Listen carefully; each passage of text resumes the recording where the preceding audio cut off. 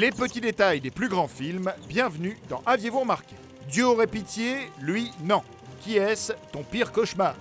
Oubliez le sérieux du premier Rambo, on met ici les deux pieds dans le kitsch des années 80 avec Rambo 3, ses répliques cultes, ses scènes d'action explosives et ses petits secrets que l'on va découvrir avec vous. Cet opus, encore une fois coécrit par Stallone, est celui de tous les excès. Avec 63 millions de dollars de budget, c'était à l'époque le film le plus cher de tous les temps, rien que ça. Il est aussi rentré dans le Guinness Book de 1990 comme le film le plus violent jamais réalisé, avec ses 108 morts. Bon, depuis on a eu le retour du roi, avec ses 836 victimes. Le tournage aura vu se succéder deux réalisateurs. Russell Mulcahy, le réalisateur de Highlander, puis Peter MacDonald, qu'on a vu depuis en tant que réalisateur de seconde équipe sur Wolverine et les Gardiens de la Galaxie. Trois chefs opérateurs se sont également succédés en raison de différends sur le tournage. Bref, bonne ambiance. En plus de coûter cher, d'être violent et d'avoir eu une sale ambiance, Stallone a également reçu le Razzie Award du plus mauvais acteur pour son rôle dans ce troisième Rambo. Et vu qu'il s'agit de faire toujours plus que les précédents, même le couteau de Rambo mesure 2 pouces de plus que dans le premier film et 1 pouce de plus que dans le deuxième. Tout cela n'a fait qu'accentuer son côté culte et le film a été maintes fois parodié depuis, par exemple dans Hot Shots 2 avec Charlie Sheen, qui reprend de nombreuses scènes quasiment plan par plan.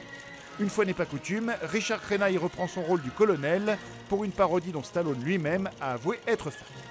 Parmi les cicatrices de Rambo, on peut voir celle sur son bras droit causée par sa chute dans les arbres dans le premier volet, ainsi que celle sur sa joue gauche causée par un couteau dans le deuxième.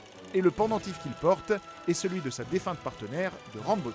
Malgré tous ces excès bien 80s, le film se base encore une fois sur un conflit bien réel au Moyen-Orient entre les Américains, les Russes et les Moudjahidines.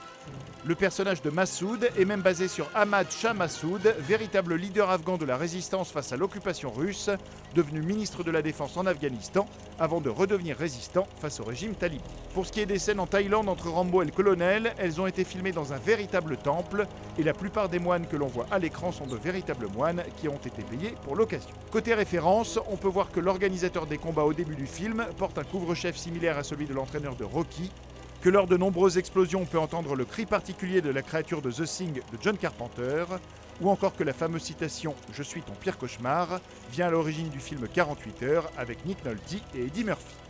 Petit cocorico, le colonel Zaizen est joué par le français Marc de Jonge, que l'on a vu dans Un Indien dans la ville ou La Cité de la Peur.